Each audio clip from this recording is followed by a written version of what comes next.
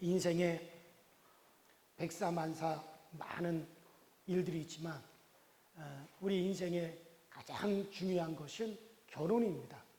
결혼을 해서 한 가정을 이루는 것이 가장 중요한 일 중에 하나인 것입니다. 오늘 우리가 읽은 이 창세기 24장은 창세기에서 가장 긴 창이에요. 그러면 이 창세기 24장을 가장 긴 장으로 기록했는데 무엇을 기록했느냐면 이곳에는 아브라함이 자기의 며느리감을 찾기 위해서 하나님께 간절히 기도하는 것과 또 하나님이 그 일을 위해서 역사하신 것과 그리고 마침내 그 이삭이 이제 아내감을 얻어서 결혼하는 이야기가 기록된 것이 창세기 24장입니다. 그만큼 하나님께서도 결혼이라고 하는 것을 귀하게 또 귀중히 여기신다라고 하는 것이죠. 유대 나라에는 그런 그 격언이 있습니다. 전쟁에 나갈 때는 한 번 기도하고 바닷가에 배 타고 나갈 때는 2번을 기도하고 그리고 결혼을 위해서는 3번을 기도하라 라고 하는 그런 말이 있습니다. 이것은 그만큼 아내를 얻고 남편을 얻는 것이 그것이 아주 귀하다는 얘기예요. 그래서 이 창세기에서도 마찬가지입니다. 아내를 얻고 남편을 얻는 것이 상당히 귀합니다. 예를 들어서 좋은 아내, 복 있는 아내를 이제 집안으로 들어오게 되면 그것 때문에 그 가정이 일어납니다. 복을 받습니다. 그러나 복이 없는 여자가 집에 들어오게 되면 그것을 인해 가지고 집안이 망할 수도 있습니다. 그때 그것이 상당히 소중하게 여겨지고 있어요. 그래서 아브라함이 자기 아들 이삭의 이제 아내감, 자기의 며느리감을 찾기 위해서 하나님 앞에 간절히 기도합니다. 기도하는 중에 하나님께서 가나안 땅에 있는 여인들 중에서는 그 며느리감을 찾지 마라. 이미 가나안 땅은 우상으로 찌들려 있는데 우상에 찌든 그런 여인을 이제 아브라함아 너의 집에 며느리감으로는 합당하지 않다. 그래서 아브라함은 그래도 하나님을 믿고 있는 자기가 나온 자기 고향 그 메소포타미아 친척 중에서 이제 며느리감을 구하기로 그렇게 마음을 먹습니다. 그리고 자기는 나이가 이미 많이 늙어서 움직일 수 없으니 자기의 분신같이 자기가 생명같이 신뢰하는 자기의 종 이제 엘리에셀을 불러가지고 그에게 말을 합니다. 너는 내 아들 이삭의 이제 아내감 내 아들의 며느리감을 찾기 위해서 너는 저 내가 나온 내 고향 메소포타미아에 가서 내 아들의 아내감 며느리감을 찾아가지고 오너라.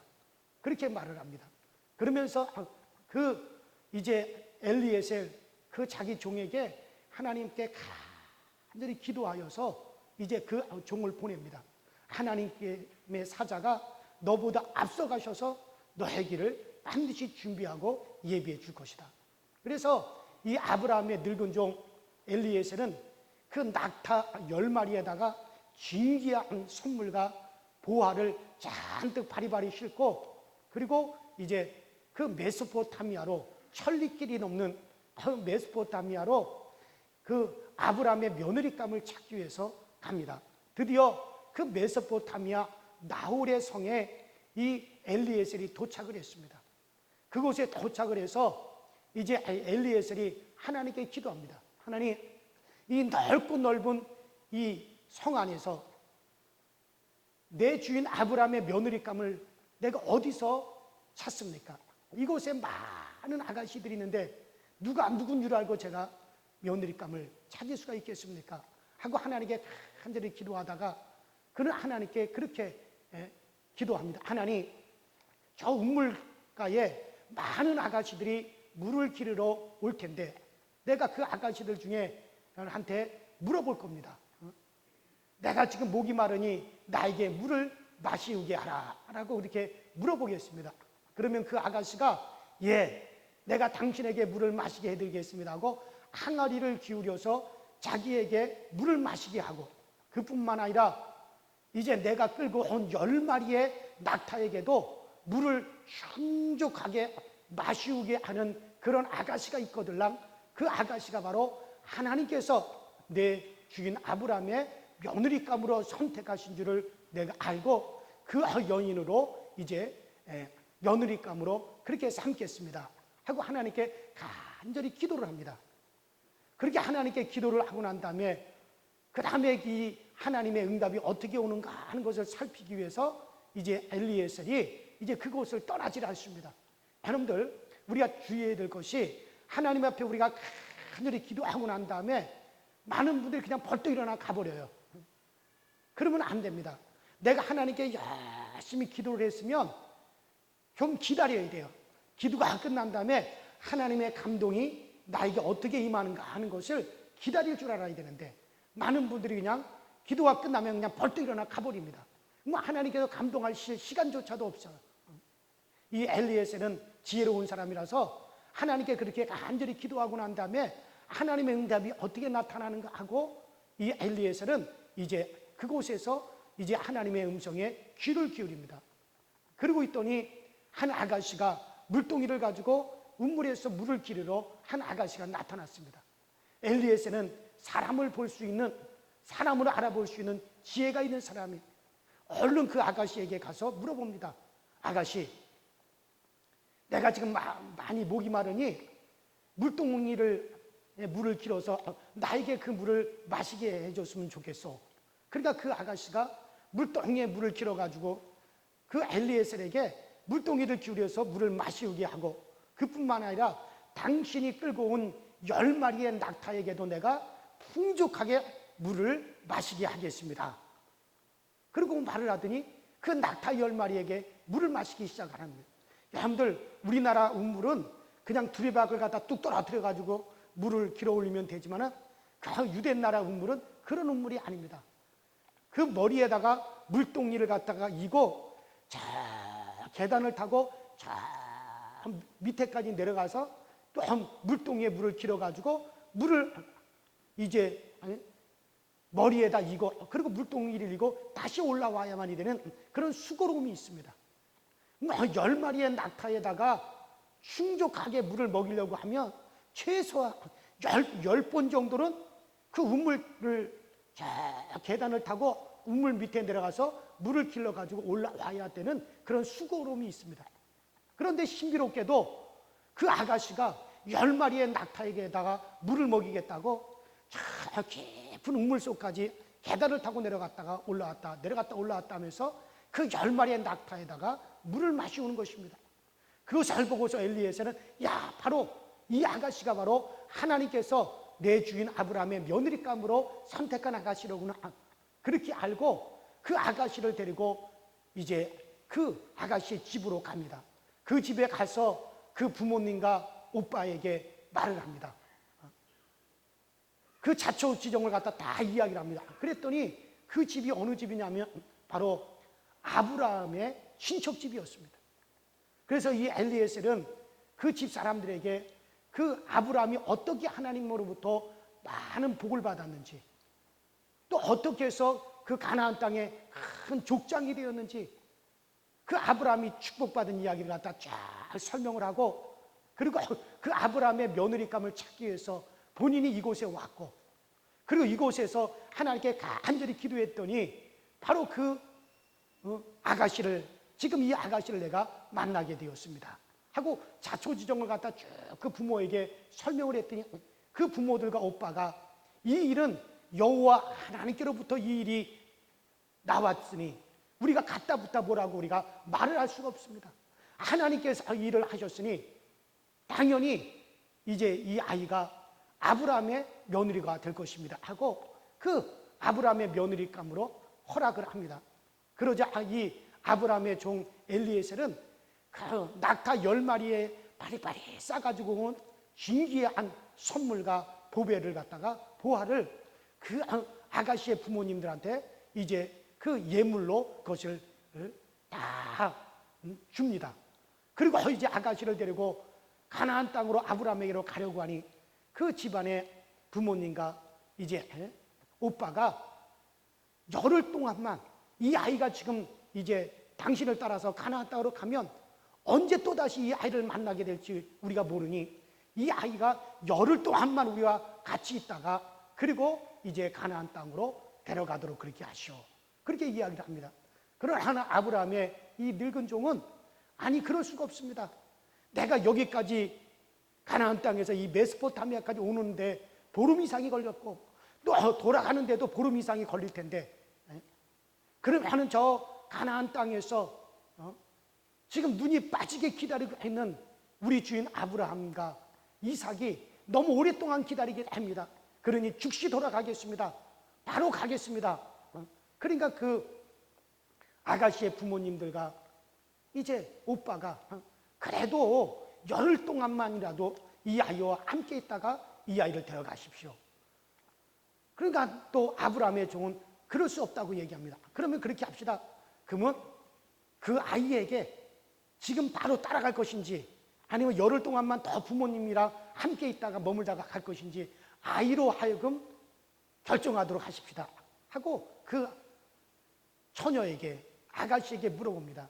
그 부모가 물어봅니다. 얘야 너 지금 바로 이분을 쫓아서 이분을 따라서 가나안 땅으로 지금 바로 가겠느냐 아니면 열흘 동안만 우리와 함께 더 있다가 가겠느냐.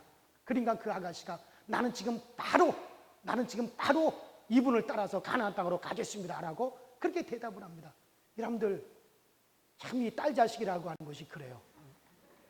저도 제가 제 딸을 이제 첫 딸을 낳았어요.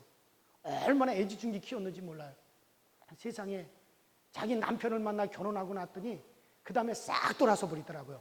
냉정하게 돌아서요. 그래서 야, 참 이 딸 자식이 과연 출가 여인이라 그러니 모질구나. 어쨌든 자기는 즉시 신랑감이 있는 가나안 땅으로 즉시 가겠다 그러니 그래서 이제 그 엘리에셀이 그 아가씨를 데리고 가나안 땅으로 가서 드디어 아브라함의 며느리감으로 삼습니다. 자, 그런데 그 이삭도 그 우리가 저 창세기 오늘 본문 24장 61절 이하에 쭉 읽어보면 이삭도 자기 아내감을 위해서 들판에서 간절히 하나님께 기도를 합니다. 하나님, 엘리에셀 아저씨가 나의 아내감을 찾기 위해서 저 먼 메소포타미아까지 갔습니다. 하나님, 이 엘리에셀 아저씨가 아무 여자나 내 아내감으로 데려오지 않게 해주세요. 귀한 여자를 데려오게 해주세요. 내가 평생 사랑하고 존귀 여기며 귀히 여기면서 그 여자 하나에게만 내 마음을 다 쏟을 수 있는 그러한 여인을 아내감으로 데려올 수 있게 하여 주세요 하고 이 이삭도 간절히 하나님께 기도를 합니다. 여러분, 이삭이 그렇게 하나님께 간절히 기도를 하니 어쩌면은 아브라함은 자기의 며느리감을 구하는 것이지만 이삭은 자기가 함께 살아가야 될 여자를 그 여인을 기도하는 것이기 때문에 이 이삭이 더 간절히 기도했을 겁니다. 그랬더니 여러분들 이삭이 리브가를 보고서는 그 리브가가 마음에 흡족했습니다. 그때 당시에 남자들은 그 여러 여자들을 아내로 데리고 사는 남자들이 많았고 특별히 족장 정도 되면은 그 아내가 5명, 10명 정도 아내를 데리고 살았어요. 이 이삭도 족장급이니까는 많은 아내를 데리고 살 만도 한데 이 이삭은 평생도록 이 한 여자, 자기 아내, 이 리브가만을 사랑했고 그 리브가만에게만 자기 마음을 주고 평생 그 한 여자하고만 이삭이 살아간 것을 볼 수 있습니다. 여러분들, 우리 청년들은 결혼을 위해서 기도 많이 하셔야 됩니다. 결혼을 위해서 정말 내가 만날 남자를 또 내가 만날 여인을 위해서 기도를 많이 하고 결혼을 해야지 그래야 내 평생에 정말 내가 존중하고 또 사랑할 수 있는 그러한 배필감을 만나게 되어지는 겁니다. 저도 제 아내를 만나기 위해서 고등학교 1학년 때부터 하나님께 기도했어요. 하나님, 내 평생 내가 사랑하고 그 한 여자에게만 내 마음을 줄 수 있는 그러한 귀한 아내를 나에게 허락하여 달라고 고등학교 1학년 때부터 그 결혼을 위해서 기도를 했더니 그리고 우선 제 아내를 만났어요. 그랬더니 지금까지 얼마나 정말 행복하고 기쁘고 시간이 갈수록 더더욱이 얼마나 귀한지 모릅니다. 여러분 그래요. 자, 그리고 이 이삭은 그렇게 해가지고 리브가와 결혼을 했습니다. 근데 결혼하고 20년이 지났는데도 리브가가 아이를 낳지 못하는 거예요. 자식이 안 생기는 겁니다. 그래서 저 창세기 이제 25장 19절부터 쭉 읽어보면 그 이삭이 자기 아내를 위해서 간절히 하나님께 간구하는 그런 내용이 나와요. 근데 영어 성경에 보면 뭐라고 써 있냐면 She was barren. 그러니까 이 리브가는 이삭이 아내는 아이를 낳을 수 없는 불임 여성이라는 얘기예요.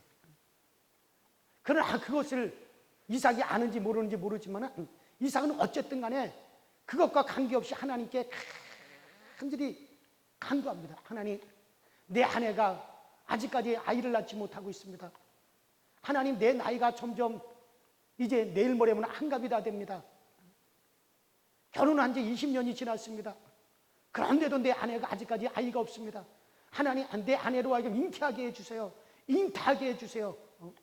이삭도 대단한 것이 20년 동안 자기 아내가 아이를 낳지 못하는데도 이삭은 오직 리브가만을 바라보면서 삽니다. 그때 당시 많은 족장들이 아내가 아이를 낳지 못하면 다른 아이를 낳을 수 있는 여인을 첩으로 많이 받아들였는데 이삭은 그럼에도 불구하고 리브가만을 바라보며 하나님께 간절히 간구하였다고 25장에 그렇게 성경에 나와 있습니다. 여기서 이삭이 자기 아내를 위해서 아내가 잉태하기 위해서 간구했다라고 하는 말은 여러분들 기도에 몰입했다는 얘기예요. 따라합시다. 기도에 몰입했다. 여러분 기도에 몰입을 했다는 거예요. 그래서 이 이삭은 하나님 앞에 기도에 몰입을 하면서 자기 아내가 잉태하기를 간절히 몰입해서 이삭이 기도를 했다는 거예요. 여러분들 이것이 상당히 중요합니다. 여러분들 공부하는 학생은 공부하는 일에 몰입해야 됩니다. 우리는 기도에 몰입해야 됩니다. 베토벤은 인류 역사상 가장 위대한 작곡가요, 음악가. 정말 베토벤이 남긴 그 많은 위대한 그 작품, 그런 작품이 앞으로도 나오기가 힘들 정도로, 물론 베토벤이 만든 찬송가도 우리는 부르고 있습니다만 인류 역사상 가장 위대한 음악가 중에 한 사람이 베토벤입니다. 그런데 이 베토벤은 길을 가다가도 악상이 딱 떠오르면은 그 악보를 갖다가 늘 그렸대요. 그래서 이 베토벤은 항상 자기 품 안에 오선지를 갖다가 그 늘 품 안에 넣고 다녔답니다. 어느 때든지 악상이 떠오르면 그 악보를 갖다가 늘 오선지에다 거기다 늘 그렸대요. 근데 어느 날 한번 이 베토벤은 어느 식당에 밥을 먹기 위해서 식당에 들어갔어요. 종업원이 와가지고 손님 무엇을 주문하시겠습니까? 어떤 것을 드시겠습니까? 라고 물어봤어요. 그런데 그때 마침 베토벤에게 악상이 떠오르기 시작을 했어요. 가슴에 품에서 얼른 오선지를 꺼내가지고 막 악보를 그리기 시작을 했습니다. 옆에서 종업원이 뭐라고 말하는지 듣지도 않고 어디 악보를 그리는 일에 몰입을 하고 있었어요. 그것을 알아차린 종업원이 그냥 돌아갔습니다. 한참 동안 몰입을 해가지고 악보를 그리더니 이제 그 악보 그리는 일이 다 끝이 났습니다.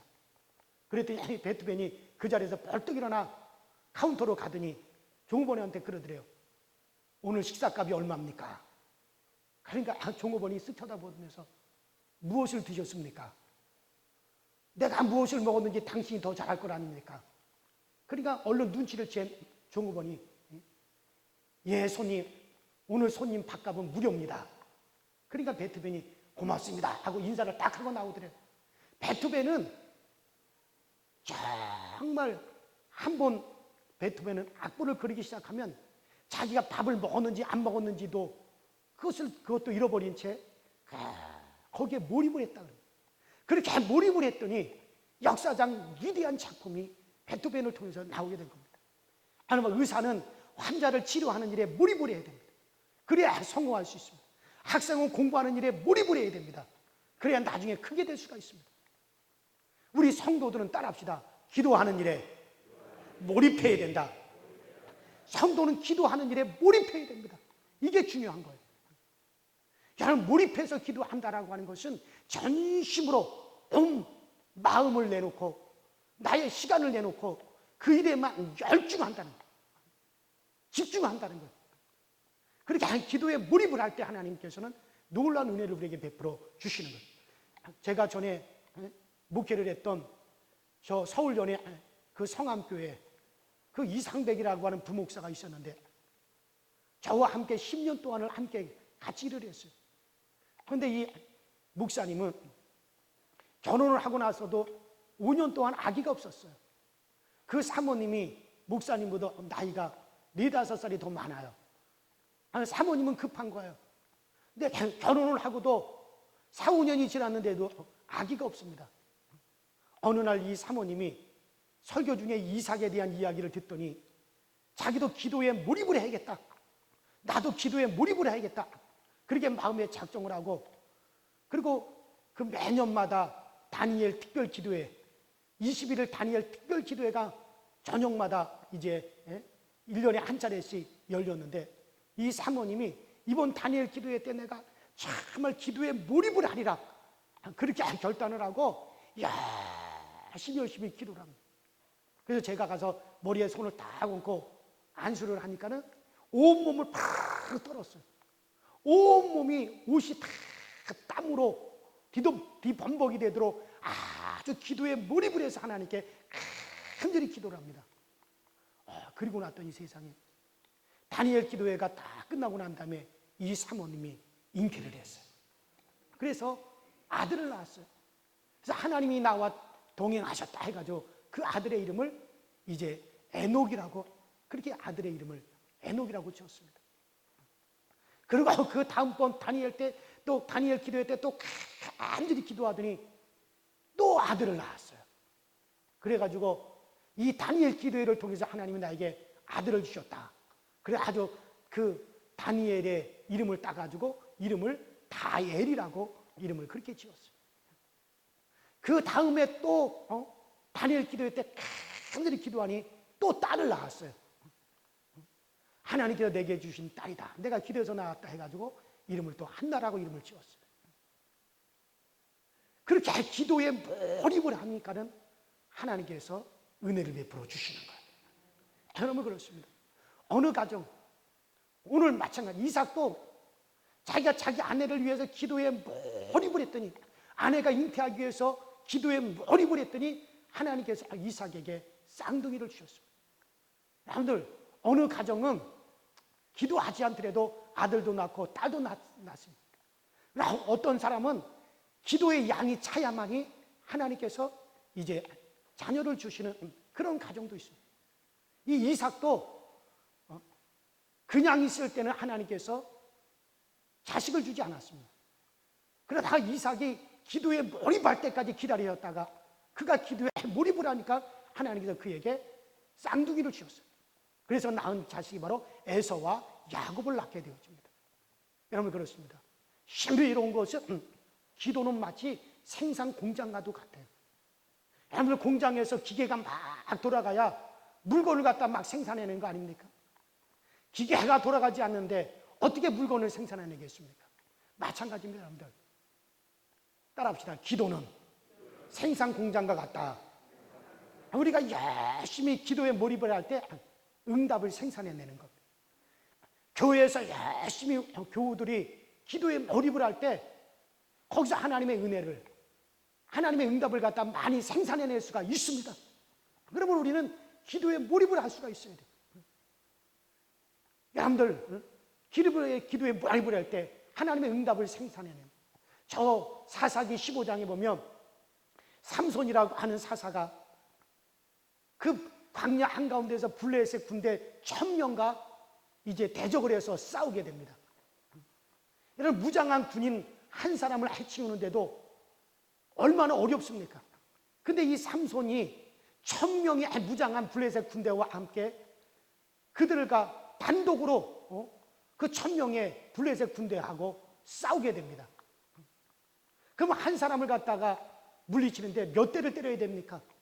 1000명의 사람을 갖다가 상대를 하니 삼손 혼자서 손에 낙이 턱뼈 하나를 들고서는 1000명을 갖다가 치는데 그 1000명을 갖다가 쳐 죽이기까지 몇 대를 때렸겠습니까? 이 삼손은 막 날면서 뛰면서 그냥 그 1000명과 싸웁니다. 대단한 삼손이에요. 그리고 그 1000명을 갖다 다 쳐서 죽였어요. 그러고 나서 이 삼손이 기진맥진해가지고 쓰러졌습니다. 광야 한가운데서 기진맥진해서 쓰러져가지고 목이 말라가지고 죽게 되었습니다. 그래서 삼손이 목이 말라 죽게 되었을 때 삼손이 막 하나님께 부르짖습니다. 하나님, 하나님, 하나님께서 종의 손을 통해서 이 큰 구원을 이루셨는데 이제 내가 목말라 죽게 되었으므로 저 할례 받지 않는 자들의 손에 내가 죽게 생겼습니다. 하나님, 하나님. 삼손이 목말라 죽게 되었을 때 그 광야에서 어디서 물을 찾습니까? 그러나 이 삼손이 하나님께 막 열심히 부르짖으니까 하나님께서 그 삼손의 소리를 들으시고 그 음욱한 곳을 하나님이 터뜨리셨더니 거기서 샘물이 막 솟아나기 시작해요. 삼손이 그 샘물을 마시고 다시 그 삼손이 힘을 얻고 소생을 해가지고 살아날 수가 있었습니다. 그래서 그때 하나님이 터뜨려준 그 샘을 가리켜서 이름을 가리켜 에낙고레라, 에낙고레라. 그 에낙고레라고 하는 이름의 뜻은 바로 부르짖는 자의 샘이다 라는 뜻입니다. 하나님께서 부르짖는 자를 위해서 샘을 터뜨려 주셔서 물을 생산해 주셨다라고 하는 그런 뜻인 것입니다. 그래요, 여러분들. 기도는 생산의 능력이 있습니다. 응답을 막 생산해냅니다. 삼손이 막 부르짖었을 때 하나님께서는 응답을 물을 터뜨려 주셨어요. 물도 하나님이 생산해 주신 것이죠. 여러분, 나에게 만약에 돈이 다 떨어졌는데 가만히 있으면 안 됩니다. 하나님, 우리 가정에 돈이 다 떨어졌어요. 어떻게 해서든지 하나님, 우리 가정에 물질을 주세요. 하나님께 간절히 기도할 수가 있어야 되는 거예요. 먹을 것이 없는데도 가만히 있으면 그 사람은 믿음의 사람이 아닙니다. 우리는 하나님께 부르짖을 수 있는 자격이 있다는 사실을 알고 하나님께 간절히 기도에 몰입하여 구하면 하나님께서는 우리에게 먹을 것을 생산해 주시는 것입니다. 원로 목사님, 어느 한 원로 목사님이 그런 간증을 하셨어요. 자기가 옛날에 저 시골의 교회에서 목회를 하는데 너무 어렵고 힘들게 목회를 하셨대요. 명절이 다 됐는데도 마땅히 가족 식구들에게 줄 것이 없었대요.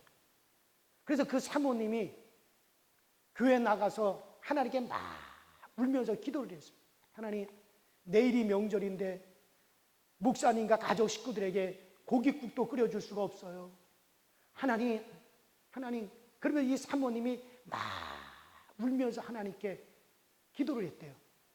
기도를 다 마치고 집으로 돌아와서 집안일을 하고 있는데 그 대문 바깥에서 뭔가 콩콩콩콩콩콩 찢는 소리가 막 들리는 거예요. 대문을 쓱 열고 나갔더니 세상에 이만한 청동오리가 대문에다가 주둥아리를 콩콩콩콩 찍으면서 사모님을 이렇게 쳐다보고 있더래요. 청동오리가.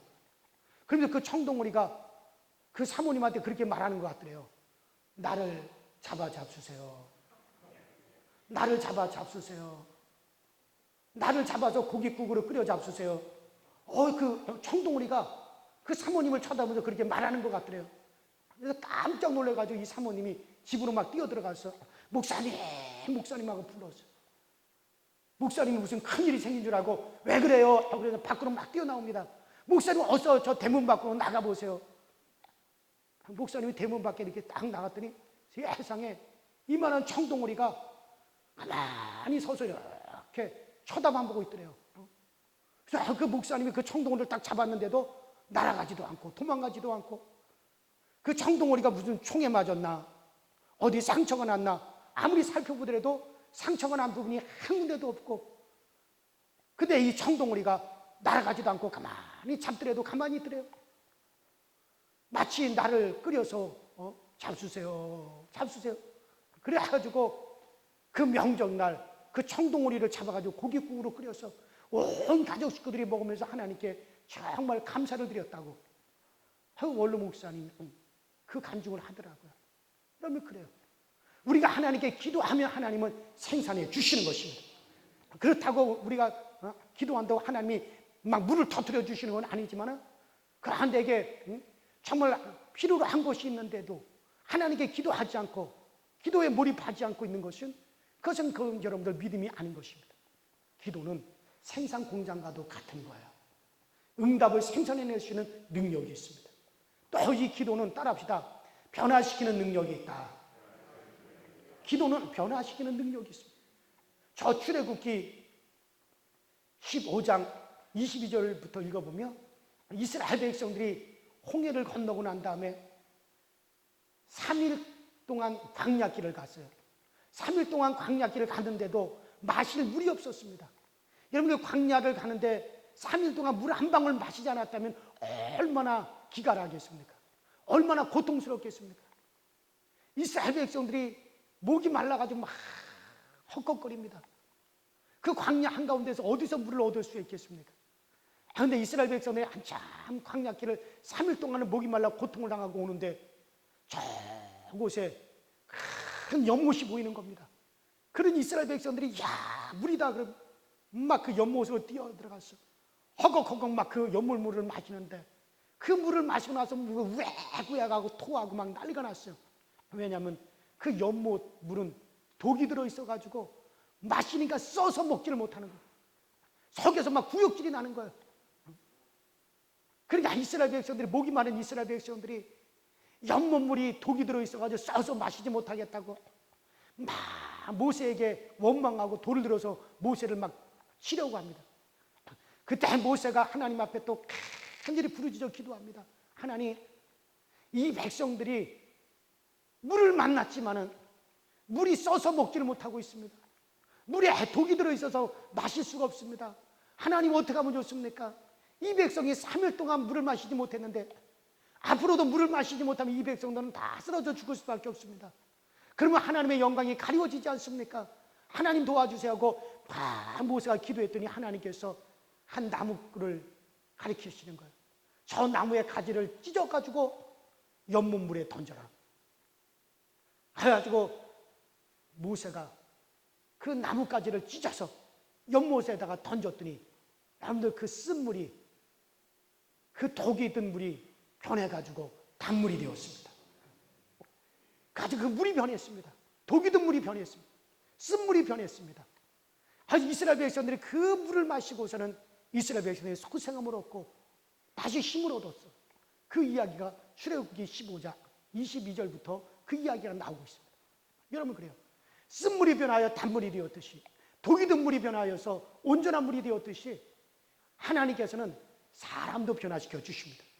여러분들의 남편이 아무리 여러분들을 괴롭히고 남편이 아무리 고통을 준다 하더라도 그 남편을 위해서 간절히 기도하면 하나님께서 반드시 그 남편을 선한 사람으로, 정말 그 남편을 존귀한 사람으로 그 성품을 변화시켜 줄 줄로 믿습니다.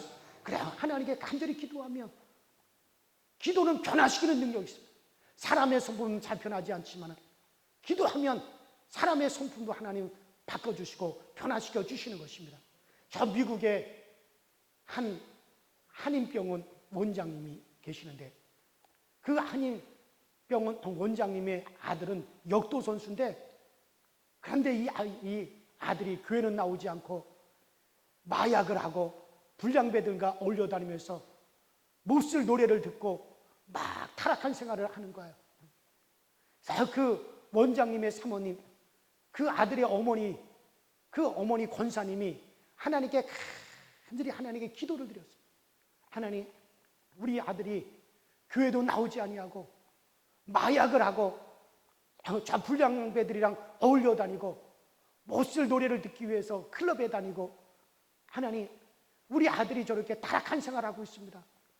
우리 아들이 저렇게 타락한 생활을 할 때 하나님, 우리 아들의 머리가 뽀개지도록 아프게 만들어 주시옵소서. 그래서 약을 먹어도 약으로도 안 되고 병원에 가서 치료해도 안 되고 그 머리가 뽀개지게 아프게 만들어 주셔서, 그런데 찬송가를 들으면 머리가 개운하게 낫게 되는 그런 은혜를 베풀어 주옵소서 하고 그 어머니 권사님이 간절히 하나님께 기도를 드렸대요. 그런데 정말 그 아들이 막 마약을 하고 타락한 생활을 하고 막 그럴 때 머리가 갑자기 아프기 시작하고 머리가 막 뽀개지도록 머리가 막 그렇게 아프기 시작해요. 그래서 그 어머니가 그것을 보고서는 혹시나 하는 생각으로 그 아들이 막 머리가 아파가지고 고통을 당할 때 그 카세트 테이프로 이 복음성가를 틀어주었더니 정말 너무너무 신비롭게 머리가 하나도 안 아프고 머리가 개운하게 낫더라는 거예요. 그래서 그 아들이 그것을 보고 과연 하나님은 살아계시다. 그 아들이 과연 하나님은 살아계시다라고 고백하면서 지금 그 아들이 선교사가 되겠다고 그 선교사를 준비하고 있다는 거예요. 여러분들, 쓴물이 단물로 변화된 것처럼 독이 든 물이 정상적인 물로 바뀐 것처럼 여러분, 우리가 하나님 앞에 간절히 우리가 몰입해서 기도하면 하나님은 사람도 변화시켜 주시는 것입니다. 그래야 여러분들을 괴롭히고 여러분들에게 고통을 주는 사람이 있거들랑 이건 하나님께서 나로 하여금 몰입해서 기도하라고 하는 하나님의 음성이라고나 그렇게 알고 기도하시면 되는 거예요. 저는 제가 목회를 하면서 교회를 섬기는 도중에 저에게 부담이 되는 분들이 있어요. 종종 저에게 부담이 되는 분들이 종종 있습니다. 그럴 때 한 번도 저는 사람을 찾아가서 사정하거나 사람에게 부탁하거나 그런 적이 없습니다. 그럴 때마다 하나님께 간절히 하나님께 기도를 드립니다. 그럴 때마다 하나님께서 그 사람을 변화시켜 주셨습니다. 그래요, 사랑하는 여러분들, 기도는 생산하는 능력이 있습니다. 기도는 변화시키는 능력이 있습니다. 지금 너무나도 어려운 때를 맞이하고 있습니다. 국가적으로도 어렵습니다. 남북관계도 어렵습니다. 가정적으로도 어렵습니다. 사회적으로 어렵습니다. 특별히 코로나19 때문에 점점점 자꾸 힘들어져 가고 있고 교회도 어렵고 지금 모든 기독교가 지금 다 비상이 걸렸습니다. 교회에서 교인들이 정상적으로 예배를 드리지 못하고 그래도 우리 교회는 이렇게 출석률이 높은 편이에요. 다른 교회는 교인들이 절반도 나오질 않고 지금 이렇게 큰 어려움을 당하고 있습니다. 이럴 때 여러분들, 우리 몰입해서 기도해야 될 줄로 믿습니다. 가정에서도 여러분들 몰입해서 기도하십시오. 여러분들의 자녀들을 위해서 몰입하여 하나님 앞에 간절히 가정에서도 기도하십시오. 교회에서도 몰입해서 집중해서 하나님께 기도하십시오. 우리 하나님께 기도하면 기도는 생산 공장과 같아서 응답을 생산해내고 변화시키는 능력이 있어서 변화되는 역사가 있게 되기를 주의 이름으로 축원합니다. 우리 이 시간에 다 같이 합심해서 주여 한 번으로 기도하실 때 여러분 그렇게 기도하세요. 하나님, 내 입에 강한 기도의 영을 물려주시고 내 마음에 하나님 기도에 몰입할 수 있는 그와 같은 마음을 내게 허락하여 주셔서 정말 기도에 몰입하여 하나님 기도함으로 생산의 능력을 얻게 하여 주시옵시고 하나님의 응답을 생산하게 하시고 변화시키는 능력이 나타나게 하여 주시옵소서. 우리 다 같이 주여 한번 부르겠습니다. 주여